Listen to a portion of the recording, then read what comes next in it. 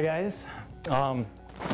For a number of years, gas masks have been a really prevalent theme in my artwork. I think that it really started before I started making artwork of them.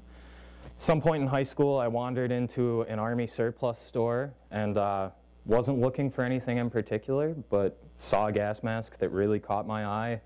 Had absolutely no purpose for it at the time, but I bought it anyways. And then it wasn't until about 3 years later that I created this image using it, and I titled it Fallout Fashion. The same year, I made this illustration, which ended up being later published in a book called Reproduce and Revolt. It's a copyright-free resource for political activists. So it's basically an entire book of imagery that people can attach different meanings, text to, or simply reproduce. But the overall goal is for people to use it as a means of doing street art. And I guess in a lot of ways, I found it interesting how many different connotations a gas mask can have, and the real contrast between, like in the 50s, when they were considered almost a necessity for survival under the threat of impending war, versus these days, they've almost become a symbol of subversion and subculture or counterculture. And it's just really interesting how that has changed so much over the years. This is a self-portrait of me wearing, what else, a gas mask. And then this is a piece that I did back in 2009 for the B-Boy Barbecue, which happens down on North Clinton. It was actually the first mural that I ever painted in Rochester. This is a smaller portion of it, but you can see in there that there's a gas mask. Not really a particular reason for it, but again, that I'm attracted to just the aesthetic of them.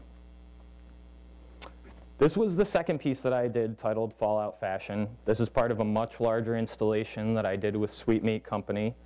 It was completely made out of found objects, and I really felt I was going for sort of a Mad Max type of feel to it, and really where a gas mask has become like part of our everyday attire. This is a piece that I did collaboratively with St. Monty for a show that was appropriately titled Saints and Perverts. We called these pieces Desperate Housewives.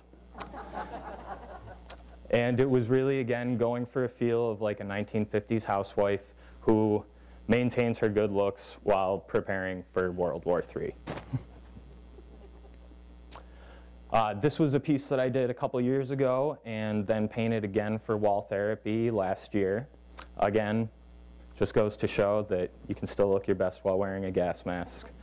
And you know, that's another sort of theme that I've been exploring, is like the sexualization of a gas mask and how it really doesn't hurt.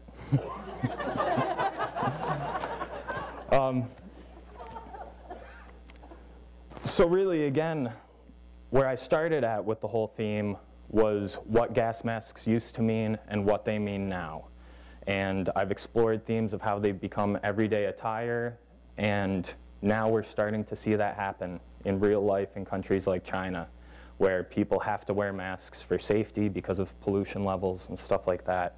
And it's almost scary in a way to see that really start to come back around full circle and to have the paradigm almost flipped back on me.